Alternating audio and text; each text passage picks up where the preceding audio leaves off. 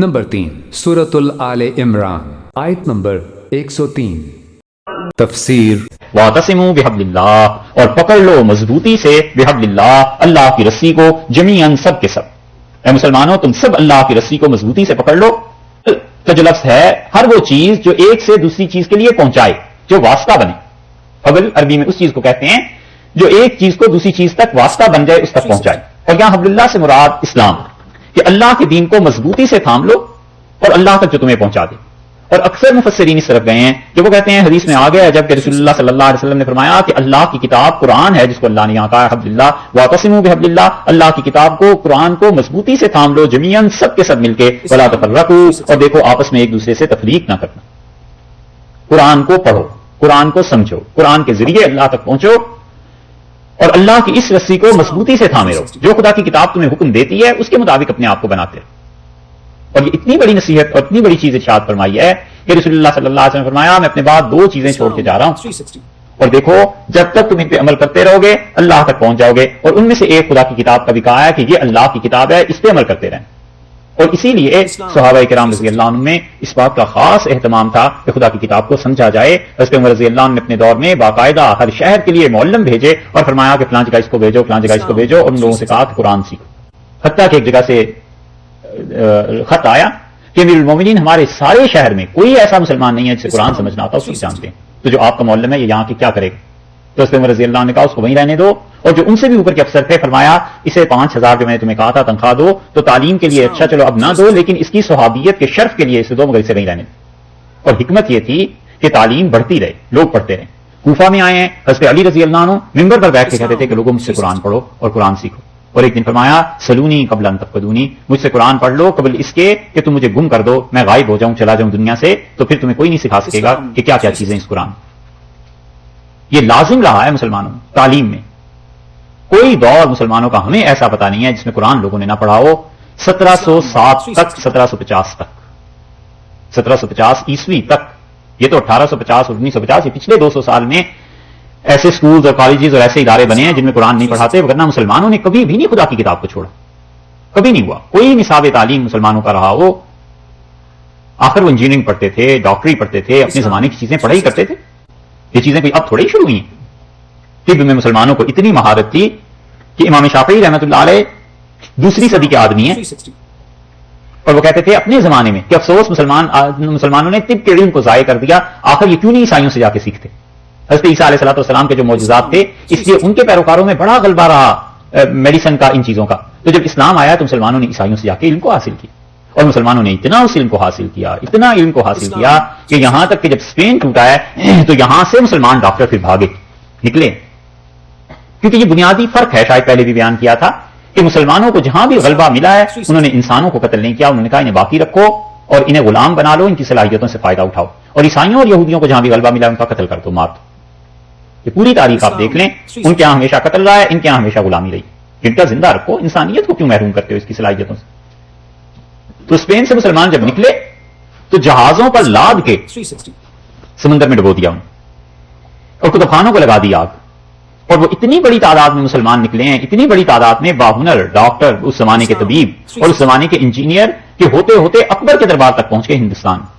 اکبر کے حالات آپ پڑھیں گے تو وہاں کچھ لوگ آئے، انہوں نے بتایا کہ اسپین میں یہ تباہی آ گئی ہے اور ہندوستان میں رکھ لیں، تو اکبر نے اپنے دربار میں انہیں رکھا، اور انہوں نے کچھ عمارتیں ڈیزائن کی اکبر کے لیے۔ یہ تو آپ لوگ پڑھے لکھے ہیں، آپ دیکھیے کون کون سی عمارتیں ڈیزائن ہوئی ہوں گی۔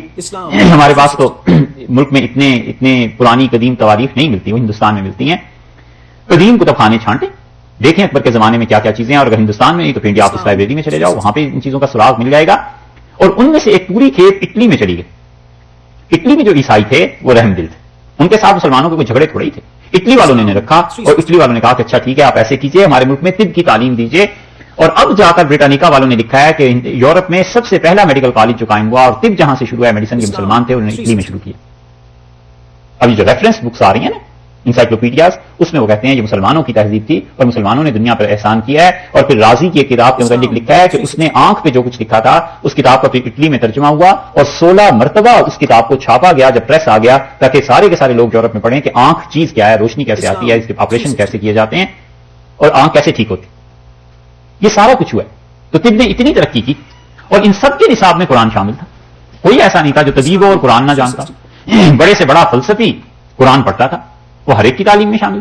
یہ ہے وہ چیز جو اب مسلمانوں نے نکال دی ہے. نہ گھروں میں قرآن پڑھتے ہیں, نہ اپنے بچوں کو قرآن پڑھاتے ہیں, نہ خود پڑھتے ہیں. یہ آخر بنے گا کیا؟ وہی کچھ جو اب بن رہا ہے. اللہ نے فرمایا واعتصموا بحبل اللہ جميعا, تم سب کے سب خدا کی رسی کو مضبوطی سے تھام لو. قرآن کو تو جب قرآن ہی نہ آتا ہو تو پتہ کیا چلے کہ کیا چیز اللہ نے کہی ہے اور کیا اللہ نے پیغام دیا. یہاں تک کہ یہ مغل پوری عیاشیوں کے باوجود, آپ میں سے شاید کسی کو نہ پتا ہو اس لیے بتا رہے ہیں, ورنہ تو سب شاید جانتے ہی ہوں گے, اتنی عیاشیوں اور ان سب چیزوں کے باوجود بابر بادشاہ نے تفسیر لکھی قرآن پاک کی اپنی بیٹی کے لیے. غالباً گلبدن بیگم تھی, ان کے لیے تفسیر لکھی گئی تھی اور وہ ابھی تک محفوظ ہے انڈیا آفس لائبریری میں. چونکہ چھپی نہیں نا, اس لیے کوئی نہیں جانتا کہ مغلوں نے کتنا کام کیا ہے. اور بابری کی زمانے میں پڑھ لیں تو پانی پت کی لڑائی میں جا کے شراب سے توبہ کی. اس سے پہلے وہ پیتا تھا, لیکن قرآن سب پڑھے لکھے تھے. عملی زندگی کے گناہ الگ چیزیں, لیکن اس کتاب سے بے خبری نہیں تھی. پھر ہمایوں آیا تو ہمایوں تو خیر بہت ہی پڑھا لکھا تھا ان میں. پھر اکبر نے اپنی پھوپھی کے متعلق کہا, پھوپھی تھی نا بیٹی تو وہ بابر کی, تو اکبر بادشاہ نے پھوپھی سے کہا کہ اب خاندان میں تعلیم اٹھتی جا رہی ہے. تو پھوپھی نے ایک دن ڈانٹا اور اس نے کہا تمہارے بزرگ سارے بیعت کیا کرتے تھے اور تم لوگوں نے اب بیعت, ذکر, اذکار یہ سب چیزیں چھوڑ دی ہیں, اور تمہارے جو دادا تھے بابر ان کا تعلق نقشبندی خانقاہوں سے تھا, تو تم یہ کرو. تو اکبر شرمندہ ہوئے اس سے, لیکن اس نے کہا پھوپھی آپ ایسے کریں کہ ہمارے بڑوں کی تاریخ لکھوا دیں, جو چیزیں آپ کے علم میں. اس نے پوری تاریخ لکھوائی, اس میں بھی ہے کہ قرآن پاک یہ سارے پڑھے لکھے تھے. عملی زندگی میں جیسے بھی فاسق و فاجروں علیہ باللہ, لیکن قرآن کی تعلیم قرآن ہر ایک کے ساتھ تھا. 1750 تک تقریباً یہ رہا ہے. اس کے بعد آہستہ آہستہ نصاب سے نکلتا گیا. تو اس لیے اب بھی لوگوں کو سوچنا چاہیے, آپ جو یہاں آئے ہیں ایک نئی تہذیب, ایک نئی نسل کی بنیاد آپ رکھ رہے ہیں. آج سے 200 سال بعد جو لوگ آئیں گے پھر وہ لکھیں گے کہ ماضی میں کون سے مسلمان آئے تھے اور کیا چیزیں تھیں. اب ایسے ادارے اگر یہاں بنیں گے جہاں یہ نئی نسل آگے کو قرآن پڑھے گی اور انگلش میں پڑھے, اپنی زبان میں پڑھے. عربی اور اردو اب یہ چیزیں کام یہاں نہیں دیں گی, یا تو عربی میں بھی اتنی مہارت ہو اور اردو میں بھی مہارت ہو کہ ان چیزوں کو پڑھ سکے, وگرنہ یہاں کی مستقبل کی زبان تو انگلش ہے جس جگہ پہ آپ رہتے ہیں. اور یہ بچے انگلش میں تفسیر پڑھیں, انگلش میں قرآن پاک پڑھیں, یہ سب چیزیں تب جا کر کہیں توقع کی جا سکتی ہے کہ اسلام اور مسلمانوں کا وجود قائم رہے گا. وگرنہ قرآن درمیان سے نکال دیا, بات ختم ہوگی. کرزن نے اسی وجہ سے یہ کہا تھا کہ ہمیں ایسی چیز, ایسی قوم چاہیے جو سوچ میں انگلش ہو اور وہ رہنے میں چاہیے ہندوستانی.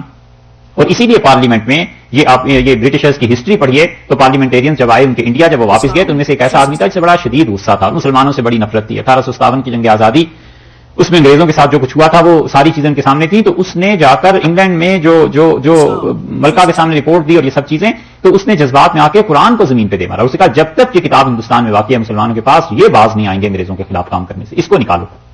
یہ ہے وہ چیز. اور اسی وجہ سے عطا ترک کمال پاشا نے ترکوں کے نصاب سے قرآن کیا بالکل سرے سے دین کو نکال دیا اور زبان تبدیل کر دی تاکہ لوگ عربی زبان پڑھ نہ سکے. جب عربی زبان نہیں پڑھ سکی, ایک نسل, 2 نسل, 3 نسل, تو قرآن چلا گیا ترکوں سے. یہ چیز ہے. اللہ نے فرمایا واعتصموا بحبل اللہ جميعا, تم سب چمٹ جاؤ خدا کی اس کتاب کے ساتھ. ولا تفرقوا, اور دیکھو آپس میں الگ الگ نہ ہونا. واذکروا نعمت اللہ علیکم, یاد کرو اللہ کی وہ نعمت جو اس نے تم پر کی ہے. یاد کرو اللہ کی وہ نعمت جو اس نے تم پر کی ہے. کیا؟ اسلام اللہ نے تمہیں دے دیا ہے, دین دے دیا ہے, خدا نے اپنی کتاب دے دی ہے, اس کو یاد کرو. اسی لیے حضرت عمر رضی اللہ عنہ کے حالات جہاں پڑھیں گے نا, یہ صحابہ رضی اللہ عنہ کی جو میٹنگز ہوتی تھی, شورا جو ہوتی تھی, بڑے بڑے اکابر صحابہ رضی اللہ عنہ قرآن کی آیت سے استدلال, وہ کہتے قرآن میں ہی آیا, قرآن میں ہی آیا, دوسرے چپ ہو جاتے. حضرت عمر رضی اللہ عنہ کو کتنے مسائل لوگوں کو اکٹھا کرنا تھا, ان کا خدا کی کتاب میں دیکھو کیا حکم ہے, قرآن اس بارے میں کیا کہتا ہے. اللہ نے کہا ہے یاد کرو. اوپر سے چونکہ بات چل رہی ہے آپس کی پھوٹ کی, اوس اور خزرج کی لڑائی کی, کچھ بھی ہو سکتا تھا. رسول اللہ صلی اللہ علیہ وسلم نے آ کے معاملے کو سنبھال لیا. اللہ نے کہا بذکروا نعمت اللہ علیکم, یاد کرو خدا کے انعام کو جو اللہ نے تم پر کیا ہے. اسلام اللہ نے بھیج دیا. رسول اللہ صلی اللہ علیہ وسلم مدینہ منورہ تشریف لے آئے. اذ کنتم اعداء, جب تم تھے اعداء, دشمن ایک دوسرے کے. عدو کی جمع ہے اعداء, عدو بات ہے اردو میں بھی استعمال ہوتا ہے دشمن کے لیے, اعداء اس کی جمع. فالف, پس جوڑ دیا, بین قلوبکم, تمہارے دلوں کے درمیان. اللہ نے تمہارے دلوں کو جوڑ دیا. اللہ نے جوڑ کس چیز کے ذریعے دیا؟ رسول اللہ صلی اللہ علیہ وسلم کی صحبت کی وجہ سے لوگوں کو جوڑ دیا. اس قرآن کی وجہ سے اللہ نے جوڑ دیا. کہ جب قرآن درمیان میں آ جاتا تھا بڑے سے بڑا جھگڑا پک جاتا تھا کہ اللہ کی کتاب میں یہ آ گیا, بس اب کچھ نہیں بولنا. فالف بین قلوبکم, اللہ نے تمہارے دلوں کو جوڑ دیا. اور ایک جگہ اللہ تعالیٰ نے ارشاد فرمایا ہے کہ ہمارے نبی, یہ اللہ کی رحمت تھی کہ اللہ نے ان کے دلوں کو جوڑ دیا. اگر آپ اس پوری دنیا میں جتنی دولت ہے لے کے خرچ کر دیتے, ما الفت بین قلوبہم, آپ ان کے دلوں کو نہیں جوڑ سکتے تھے. یہ تو اللہ نے مہربانی کی. رسول اللہ صلی اللہ علیہ وسلم کے لیے فرمایا فالف بین قلوبکم, اللہ نے تم لوگوں کے دلوں کو جوڑ دیا. فاصبحتم, سو تم لوگ ہو گئے. اصبحتم, فا کا مطلب یعنی سو, یہ جو چیزیں ہوئی ہیں اللہ نے جوڑ دیا تھا. فاسو یعنی اس کے نتیجے میں اصبحتم, تم ہو گئے بنعمتہ, اس کی نعمت کے ساتھ, اس کی مہربانی کے ساتھ, اخوانا, بھائی بھائی بن گئے. پھر اسی نعمت کا تذکرہ کیا ہے کہ اس نعمت کی وجہ سے تم آپس میں بھائی بھائی بن گئے، وکنتم اور تم تھے علی شفا کنارے پر، شفا کنارہ، اور شفا بیماری سے صحت، شین کی زیر کے ساتھ اور شین کے زبر کے ساتھ ہو گیا نا کنارہ. تو کسی کو کہنا کہ اللہ تمہیں شفا دے، یعنی اللہ تمہیں کنارے لگائے، اور شفا شین کی زیر کے ساتھ ہو تو پھر شفا بنے گا. وکنتم علی شفا، اور تم کنارے پہ تھے، حفرا گڑھا من النار، آگ کا، آگ کا جو گڑھا ہے نا جہنم، اس کے کنارے پہ تم پہنچ گئے تھے اور گرنا ہی چاہتے تھے. فانقذکم، سو انقذا بچایا کم تمہیں، منہا اس گڑھے سے. یہاں کی ضمیر لوٹی ہے حفرا کی طرف، یعنی وہ جو گڑھا تھا اس میں گرنے سے اللہ نے تمہیں بچا لیا. رسول اللہ صلی اللہ علیہ وسلم کو اللہ نے بھیج دیا. وکنتم علی شفا حفرۃ من النار، اور تم لوگ آگ کے گڑھے پہ پہنچ گئے تھے. فانقذکم منہا، اللہ نے اس گڑھے سے تمہیں بچا لیا، تم جہنم میں گر جاتے. اتنی زیادہ یہ تباہی ہو جاتی، اللہ نے نعمت کی، تم بھائی بھائی بن گئے. کذالک یبین اللہ، اور اللہ اسی طرح واضح کرتا ہے، لکم تمہارے لیے، آیات ہی اپنی آیات کو، اپنے حکموں کو، لعلکم تہتدون، تاکہ لوگوں تم ہدایت پا جاؤ، تم ہدایت پر قائم رہو. اللہ ان ساری چیزوں کو واضح کرتا ہے. اب بھی اگر لڑو گے تو پھر اللہ کی نعمت کی ناقدری ہو جائے گی. قطعاً اللہ کی نعمت کی ناقدری نہ کرنا.